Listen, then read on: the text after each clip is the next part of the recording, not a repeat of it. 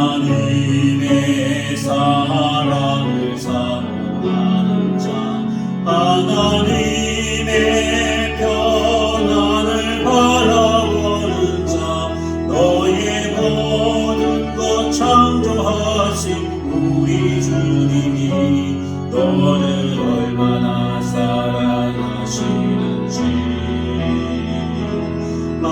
하나님께 찬양과 경배하는 자, 하나님의 선하심을 닮아가는 자, 너의 모든 것 창조하신 우리 주님이 너를 자녀 삼으셨네. 하나님 사랑의 눈으로 너를 어느 때나 바라보시고 하나님인 자 한 귀로서 언제나 너에게 기울이시니 어두움에 밝은 빛을 비춰주시고 너의 작은 신음에도 응답하시니 너는 어느 곳에 있든지 주를 향하고 주만 바라볼지라. 하나님 사랑해. 하나님 사랑의 눈으로 너를 어느 때나 바라보시고 하나님인 자 한 귀로서 언제나 너에게 기울이시니 어두움에 밝은 빛을 비춰주시고 너의 작은 신음에도 응답하시니 너는 어느 곳에 있든지 주를 향하고 주만 바라볼지라. 주만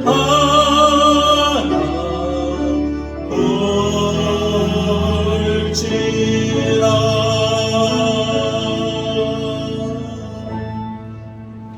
아멘. 언제나 어디서나 무엇을 하든지 우리 주님만 바라보는 저와 여러분 되시기를 축원합니다. 아멘. 여러분, 오늘날 우리가 살아가면서 흔히 그렇게 얘기를 해요. 어려운 시대다. 따지고 보면은 정치적으로 어렵고 경제적으로 어렵다고 그럽니다. 사회적으로도 어렵고 또 바이러스 때문에 건강에도 많은 어려움들이 있습니다.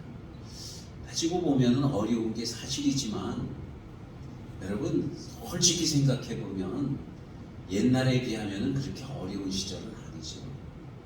옛날에는 얼마나 많이 더 어려웠겠습니까? 그냥 그 왕조 시대 때는 민주주의라는 게 없었잖아요. 그냥 왕이 그냥 왕이고 나머지들은 다 짐승 같은 그러한 대접을 받았습니다. 경제적으로는 어때요? 정말 하루 벌어서 하루 먹기 힘든 그러한 시대도 너무나도 많이 있었고요. 늘 전쟁이 있었고 늘 질병에 시달리고 아무도 병원에도 가지 못하고 하던 그러한 시절들이 정말로 있었습니다.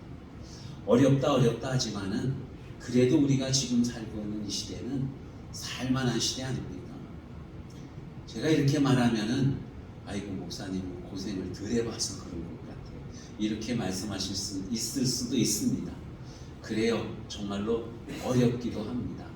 여러분, 어려운 때에 우리가 어떤 삶을 살아야 될까요? 어려울 때에 고난을 당할수록 여러분 우리는 더 하나님만 바라보고 하나님을 의지하는 그러한 삶을 살아야 되는 줄로 믿으시기를 바랍니다. 제가 옛날에 신앙생활 초창기 때에 성경을 쭉 읽다가 요한계시록에 보면은요, 이 요한계시록 성경을 읽는 게 굉장히 무서웠어요. 왜냐하면 요한계시록에 보면은 죽음이 이야기되고 심판이 이야기되고 지옥이 나오고 막 그러지 않습니까? 그러니까 이 요한계시록을 읽으면은 두려웠어. 그 저녁 때 이것을 읽다가 보면은 밤에 잠을 못 자기도 하고 막 그랬었어.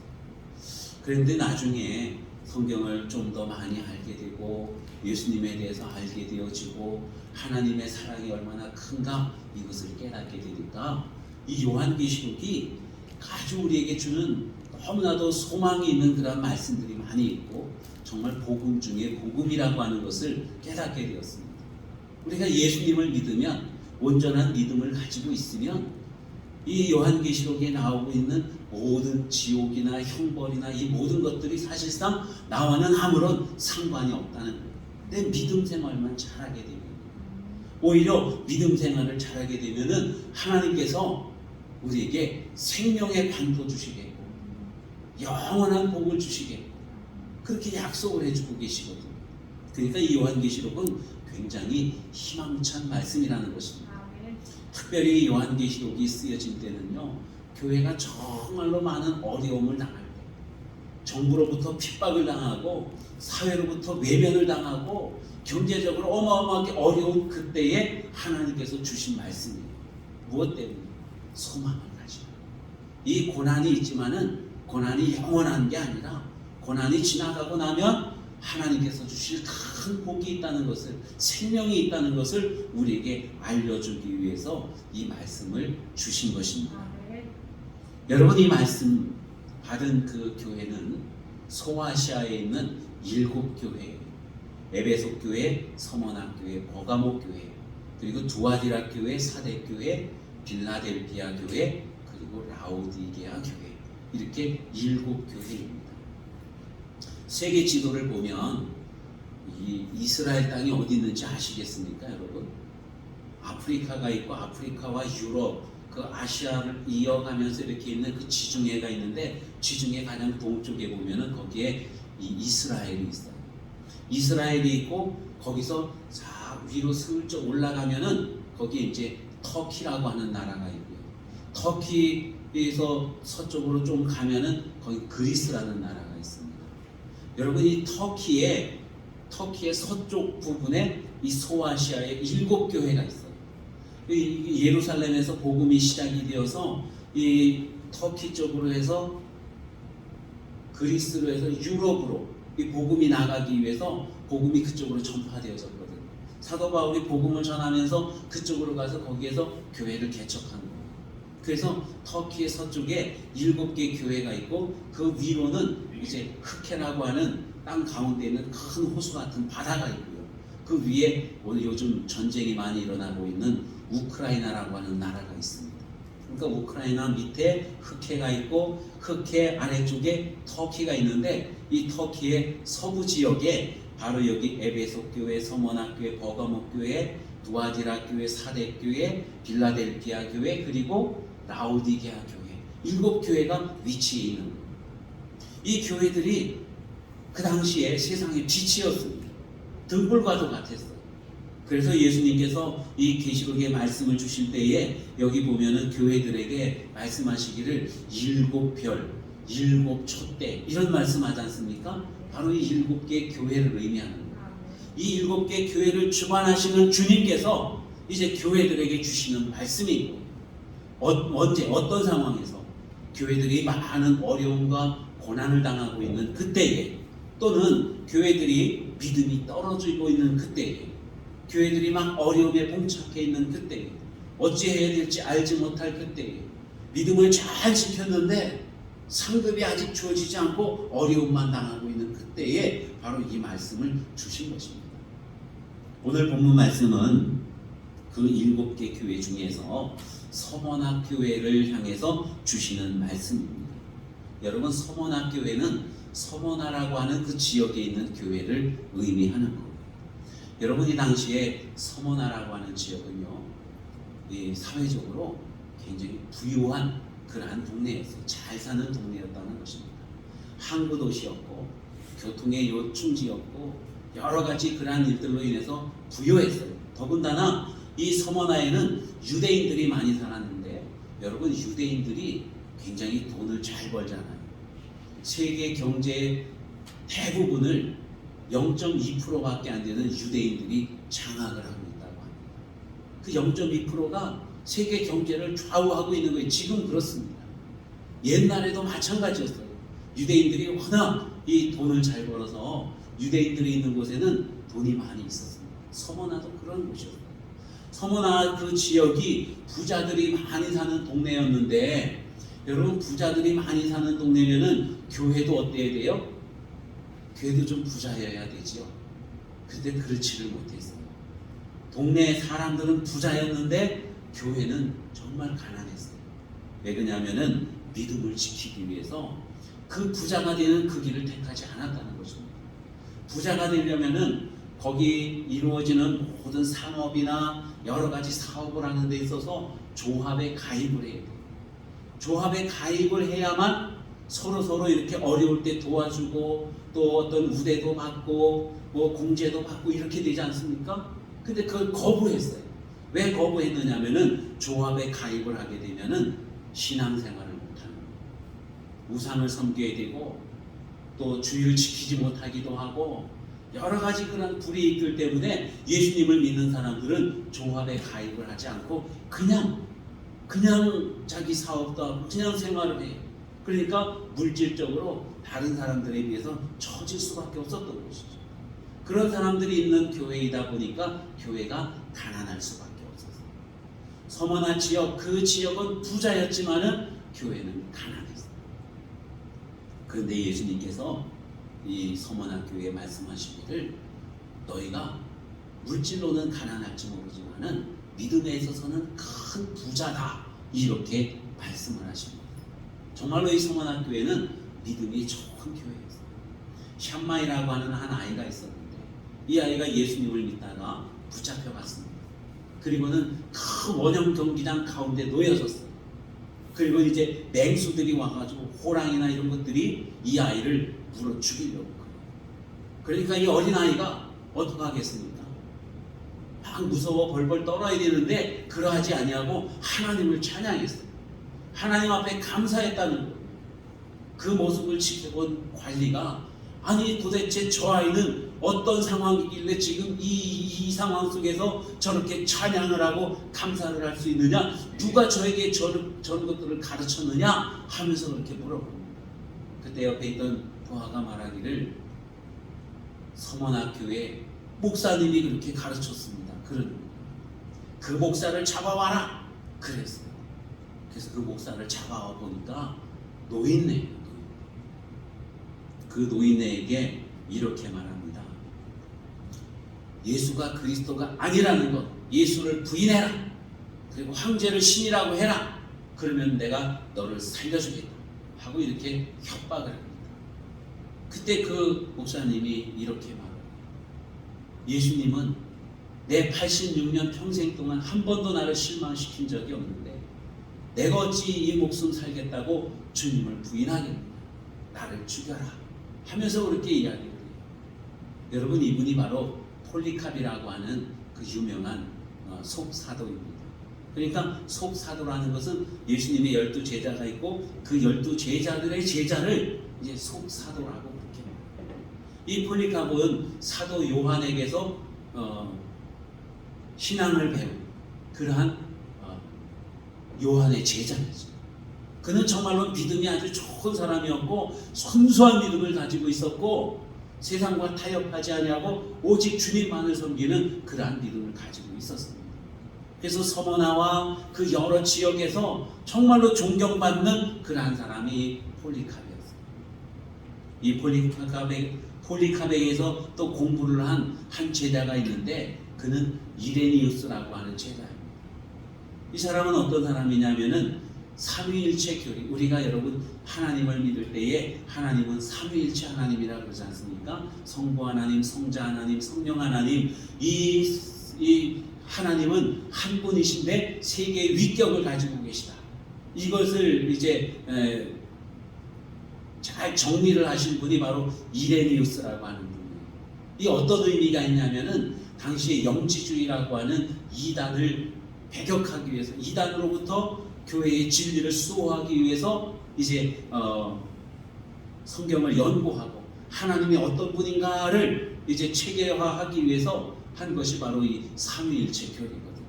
하나님은 영이신 하나님일 뿐만이 아니라 육신을 입고 이 땅에 오신 하나님, 그분이 바로 예수님이시다는 거예요. 그것을 주장하는 거죠. 여러분, 어쨌든 이 폴리캅 목사님은 자기의 믿음을 잘 지켰고 세상 사람들에게 믿음이란 이런 것이다 하는 것을 잘 보여준 그러한 목사님인 겁니다. 이 서머나교회는 이 폴리캅뿐만이 아니라 모든 성도들이 정말 목숨을 아끼지 아니하고 믿음을 지키는 그러한 사람들이었던 것입니다. 그래서 이 서머나교회는 예수님께서 오로지 칭찬만 하셨어요. 에베소 교회도 칭찬이 있었지만은 거기에 또한 책망도 있으셨습니다. 다른 모든 교회들이 다 칭찬도 있고 책망도 있는데 이 서머나교회는 오로지 칭찬만 있는 거예요. 왜냐하면은 믿음을 잘 지키니까. 믿음을 잘 지키는데 무슨 책망이 필요하겠습니까? 이렇게 칭찬만 하시는 거예요. 그래서 이 서머나교회는 오늘날 이 후세 교회들에게 너무나도 좋은 그러한 신앙의 유산을 물려주고 있는 것입니다. 이 서머나교회가 믿음을 잘 지키지만 그러나 또한 어려움을 당하고 있어요. 말씀드렸듯이 경제적인 어려움들이 많습니다. 다른 사람들은 부유한데 교회는 어려워요.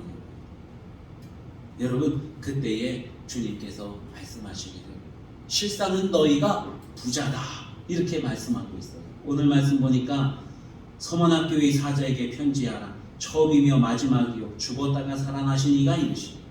여러분, 서머나교회에 비춰지는 예수님의 모습은 어떤 모습이에요? 처음이고 마지막이신 분이라는 거예요. 예수님은 죽었다가 살아나신 분이라는 거예요. 그러니까 서머나교회가 지금 당하고 있는 그 상황에 오직 소망이 되시는 예수님인 거예요. 처음이요 마지막이요 모든 것들을 다 주관하시는 바로 그 주님이시라는 말씀입니다. 다른 이들은 다 부유하고 교회가 가난한데 왜 그럴까? 우리 주님은 능력이 없으신가? 그게 아니라는 거예요. 우리 주님은 처음부터 마지막까지 온전한 주님이시라고 그렇게 말씀하고 있는 거예요. 그런가 하면 예수님은 죽었다가 살아나신 분이라고 말씀해요. 왜 이렇게 표현을 하실까요? 서머나교회에서는 믿음을 지키다가 순교한 사람들이 많거든요.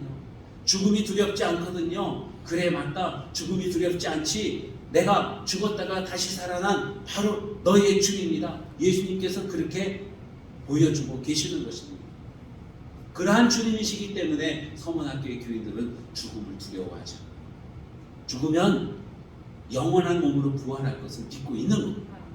예수님이 바로 그러한 예수님이라는 것을 이 서머나교회는 믿고 있는 것입니다.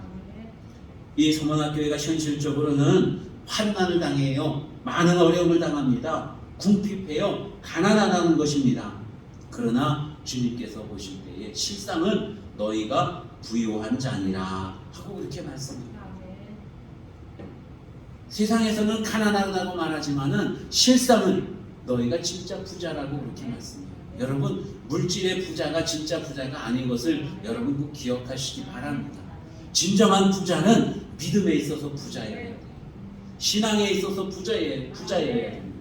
영적으로 부자여야 된다는 거예요.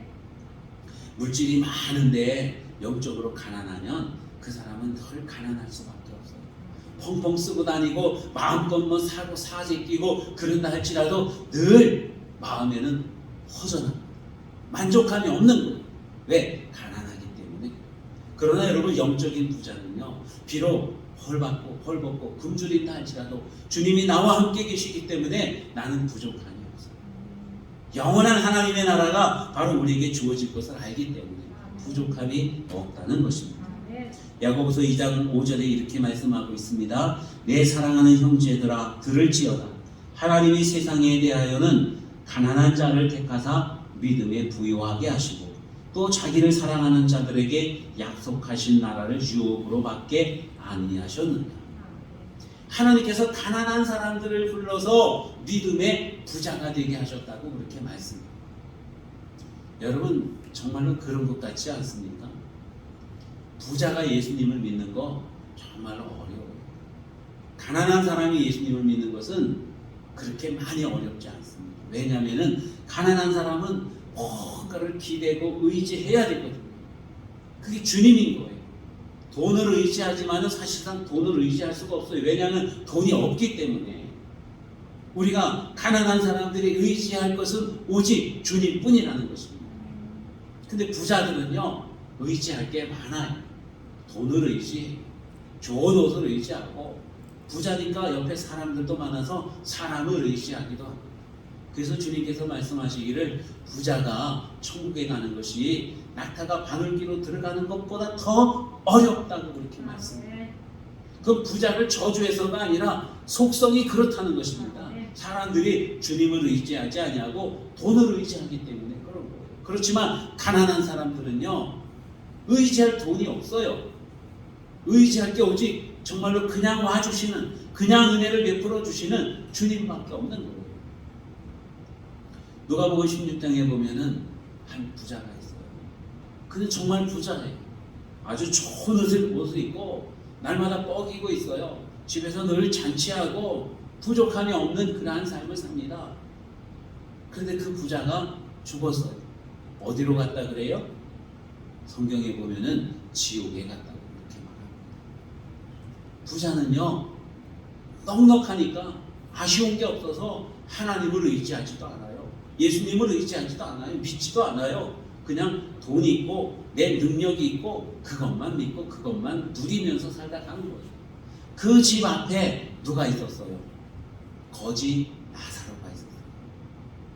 거지 나사로는 돈이 없는 사람이에요.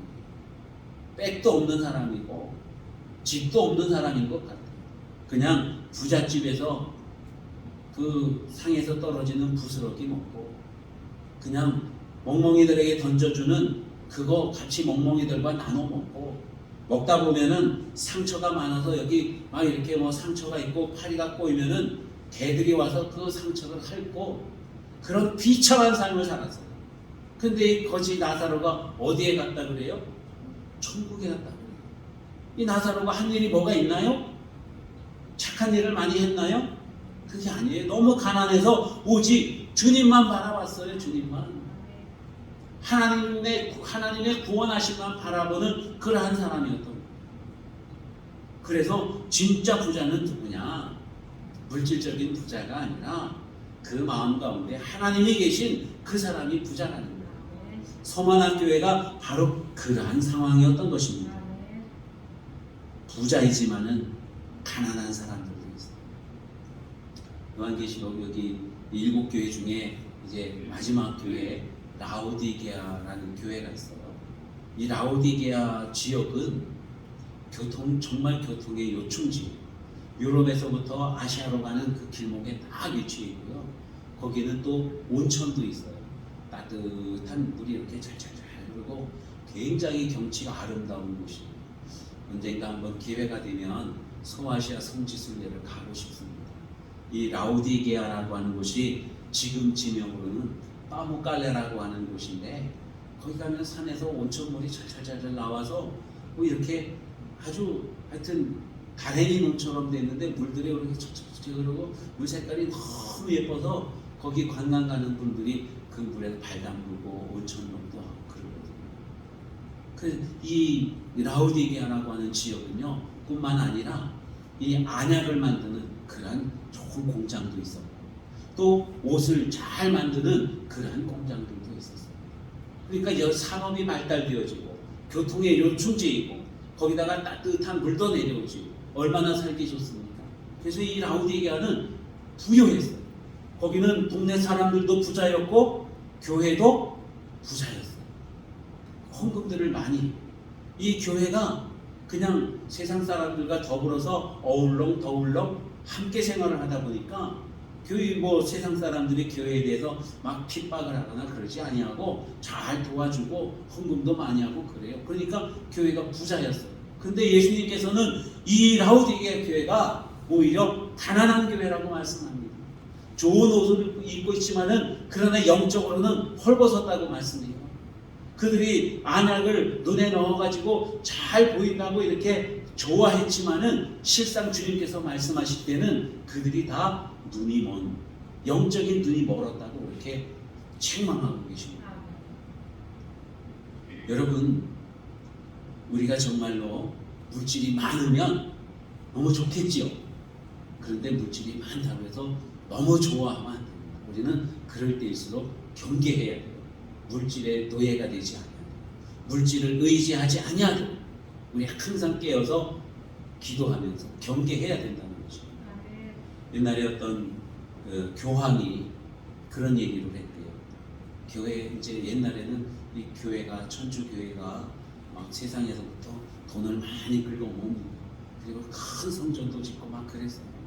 그때 교황이 그런 모습들을 다 보면서 이렇게 얘기를 했습니다.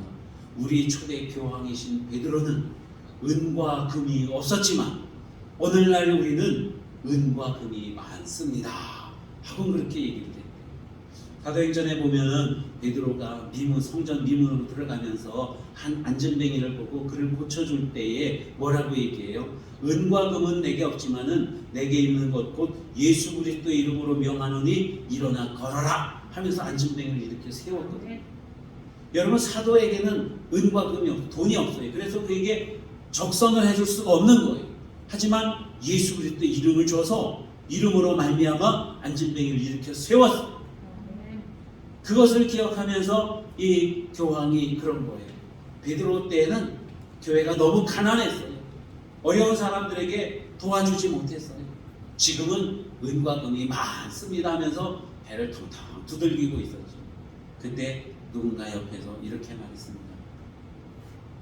교황님, 그러나 지금 우리에게는 예수님의 이름이 없지 않습니까? 하고는 얘기를 합니다. 은과 금은 많지만 예수의 이름이 없는 거예요. 예수의 이름. 은과 금이 많기 때문에 어쩌면 예수의 이름을 잊어먹는 것 같아요. 여러분, 우리는 부자일 때 오히려 우리가 가난한 자라고 하는 것을 생각해야 됩니다. 우리가 가난하다고 생각할 때 오히려 우리는 부요하다고 하는 것을 기억해야 될 줄로 믿습니다. 주님께서 서문화 교회에게 또 그렇게 말씀하십니다. 환난을 두려워하지 말라고 그렇게 말씀하십니다. 내가 네 환난과 궁핍을 알거니와 실상은 내가 부요한 자니라. 자칭 유대인이라 하는 자들의 비방도 알거니와 실상 유대인이 아니요 사단의 회당이라. 너는 장차 받을 고난을 두려워하지 말라. 이렇게 말씀해요. 여러분, 우리는 두려움이 많이 있습니다. 그 두려움은 뭐 때문이에요? 우리 미래를 알지 못하기 때문에. 장래에 어떠한 고난이 우리에게 올지 알 수 없기 때문에 그래서 두려워합니다. 여러분, 그렇지만 주님께서는 고난 속에서도 두려워하지 말라고 그렇게 말씀합니다. 진정한 믿음이 있는 사람은 두려움 가운데서, 고난 가운데서 두려움을 갖는 것이 아니라 고난 가운데서 오히려 믿음이 더 커지는 줄로 믿으시기를 축원합니다. 서문학교회는 그랬어요. 정말로 고난이 많았어요. 툭하면 잡아다가 죽이고 사형시키고 맹수에 밥이 되게 하고 옥에 가두고 채찍으로 때리고 여러 가지 불이익들을 주고 그랬습니다. 그러면 그럴수록 서문학교의 교인들은요 더 하나님 앞에 기도하고 더 믿음을 견고하게 했다고 하는 거예요.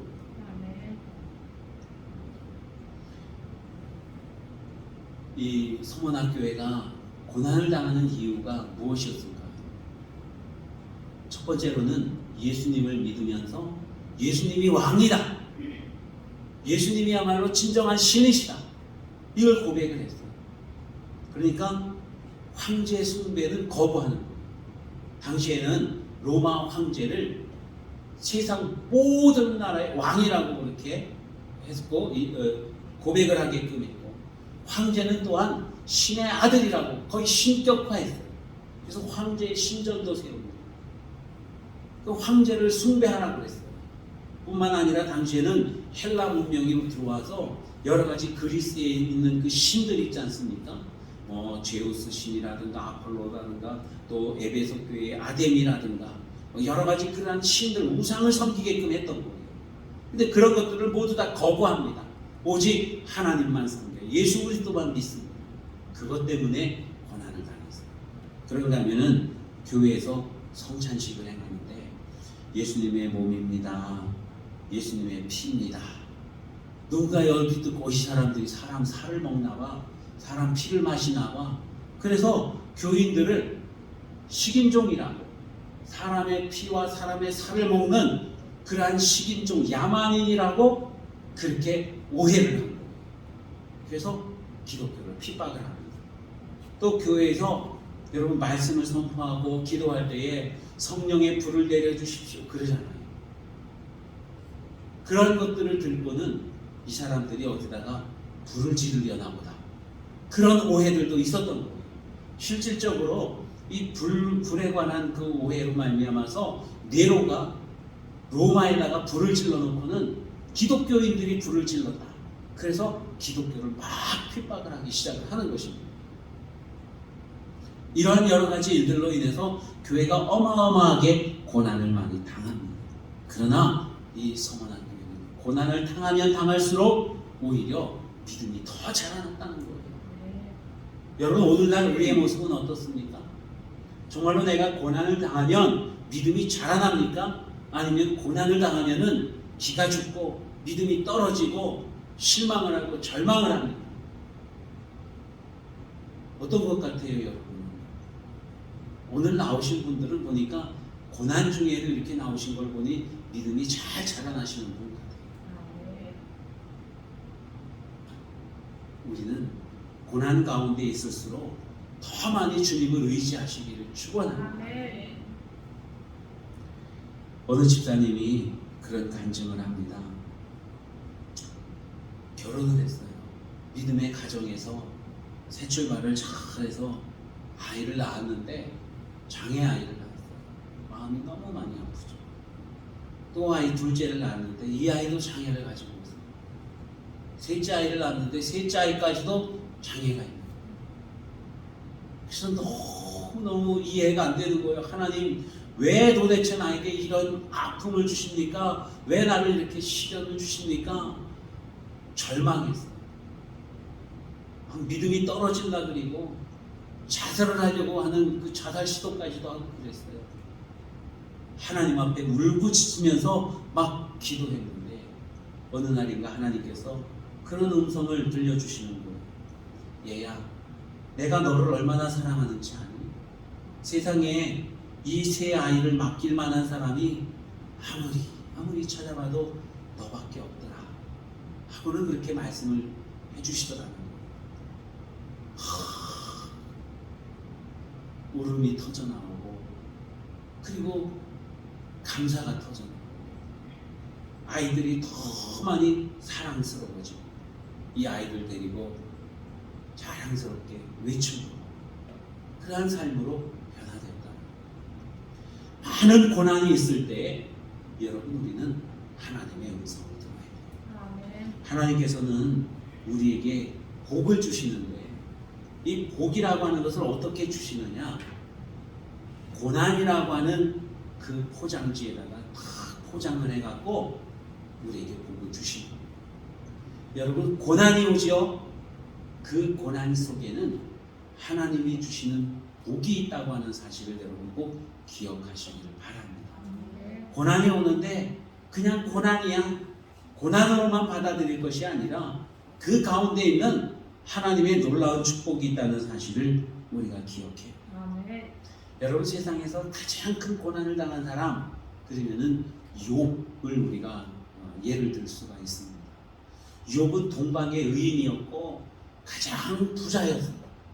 그러니까 동방의 의인이라는 것은 제일 정직하고 훌륭하고 똑똑하고 하나님을 의지하고 그러한 사람이었다는 얘기예요. 그리고 그 지역에서 가장 부자였어요. 그런데 어느 날 아침에 도둑들이 와가지고 재산을 다 몰수했어요. 어느 날 아침에 갑자기 큰 바람이 불어와가지고 집이 무너지면서 그 그 안에 있던 아이들이 자식들이 10명이나 된 자식들이 다 한순간에 죽어버렸어요. 모든 재산 날아가고 자녀들도 죽고 자기만 이제 거지가 되었고 그리고 몸에 질병까지 생기게 된 거예요. 친구들이 위로한다고 찾아왔는데 아무리 봐도 이건 위로할 게 아니라 분명히 이 사람이 큰 죄가 있는 것 같아요. 위로한다고 입을 벌려 하는 말들이 죄다 저주고 책망이고 네가 잘못했으니 그렇지 그런 얘기만 들려는 거예요. 전혀 위로가 되지 않아요. 그때 이 욥이 하나님 앞에 그렇게 기도를 합니다. 나의 가는 길을 오직 그가 아시나니 그가 나를 단련하신 후에는 내가 정금같이 나오리라. 내가 지금 이렇게 고난당하는 것 누가 알아요? 하나님이 아시오. 여러분 내가 막 어렵고 고난당할 때에 물론 이웃들과 함께 나누는 것도 좋지만은 아무리 이웃에게 하소연하고 그래봐야 큰 도움이 되지 못합니다. 물론 도움이 될 수는 있겠지만은 절대적인 도움은 되지 못해요. 모두가 다 스스로가 어렵다고 생각을 하거든요. 저 우크라이나가 지금 전쟁 속에 있으면서 얼마나 많은 어려움을 당하고 있어요. 대통령이 화면에 나와서 도와주십시오, 도와주십시오. 제대로 도와주지를 못하고 있어요. 왜냐하면 서로 눈치를 보기 때문에. 그들이 애매하게 고난당한다는 것을 알고 있거든요. 그런데도 도와주지 못해요. 상황이 그렇거든요. 여러분 누가 우리를 도와줄 수 있고 누가 우리의 진정한 고난을 알 수 있을까요? 오직 하나님 뿐이시라는 말씀입니다. 하나님께서 아시고 하나님께서 진정한 도움이 되신다고 하는 말씀입니다. 그리고 이 고난이 끝나가게 됩니다. 이 고난을 다 지나가게 됩니다. 어떻게 해요? 정금같이 나온다. 주님이 말씀하십니다. 오늘 성경 말씀에 보면은 고난이 있는데 얼만큼의 고난이냐? 성경 말씀 보니까 너희가 10일 동안 환난을 당하게 될 것이다. 그리 말씀하고 있어요. 10일 동안. 10일이란 며칠, 어떤 의미일까요? 여러분 성경에 나온 10이라고 하는 숫자는요 완전수예요. 완전수. 우리가 생각해도 그렇잖아요. 손가락이 10개예요. 그러니까 10 그러면은 꽉 찬 거래요. 꽉 찬 거예요. 병원에 갔어요. 아파요. 너무너무 아파요. 제가 예전에 요로결석이 한번 생긴 적이 있었어요. 2번 생겼어요. 제가 말씀드린 적이 있지요. 너무너무 아팠어요. 의사가 얼만큼 아픕니까? 하나부터 10까지 그 중에서 얼만큼 아픕니까? 얼만큼 아플까요? 그때는 한 8만큼 아프던 것 같아요. 죽지는 않았으니까. 8만큼. 그런데 성경에서 10일 동안 그냥 고난의 극치라는 거예요. 극치. 아마도 성경 말씀 나와 있는 것처럼 교인들이 다 죽을 만큼 그렇게 고난을 당하는 거예요. 그러나 여러분 이 고난이 영원한 것은 아니라는 말씀입니다. 아무리 큰 고난이라도 우리의 영혼을 죽이지 못합니다. 아무리 긴 고난이라도 반드시 끝이 있다는 거예요. 그 뒤에는 하나님께서 우리에게 주시는 뭐가 있어요? 생명의 멸류관이 있다는 거예요. 고난 끝에 하나님이 우리에게 베풀어 주시는 영광이 있다는 것입니다. 욥이 많은 고난을 당하고 있지만은 그러나 그것이 지나고 나면은 정금같이 되어질 것이라는 그 믿음의 고백을 하고 있는 거예요. 그러니까 이러한 고난 가운데서 넘어지지 말고 절망하지 말고 딴 길로 가지 말고 오직 충성하라. 죽도록 충성하라. 그렇게 주님이 말씀하죠. 어쩌면 우리의 한계를 시험하시는 그러한 말씀일 수도 있습니다. 그런데 달릴 방법이 없어요. 정말 고난을 이기고 정말로 우리가 영광을 얻으려면 죽도록 충성해야 된다고 주님이 말씀하고 있습니다. 여러분이 충성이라는 말을요 피스티스라고 원어에서 그렇게 말합니다. 이 피스티스는 또 다른 말로 우리가 번역을 하면은 믿음이에요. 신실함, 믿음. 하나님을 온전하게 믿고 그 믿음 안에서 행하는 것, 그것을 바로 충성이라고 말씀하고 있습니다. 여러분, 진정한 충성은 어떤 것이 충성이냐면 내가 가지고 있는 모든 소유에 대해서는 종의 의식을 가지고 있는 것, 청지기의 의식을 가지고 있는 것입니다. 그러니까 내 생명, 내 가정, 내 사업, 내 물질, 내 모든 것들은 다 누구의 거예요? 하나님의 것입니다. 그 마음을 가지고 살아가는 것이 첫 번째의 충성입니다. 두 번째 충성은 뭐냐면 봉사하고 섬기는 일들이죠. 남들이 안 하고 그래서 정말 꼭 해야 되는데 남들이 안 하는 일, 손이 잘 안 가는 일, 그러한 일들에 대해서는 내가 주인이라는 의식을 가져야 된다는 거예요.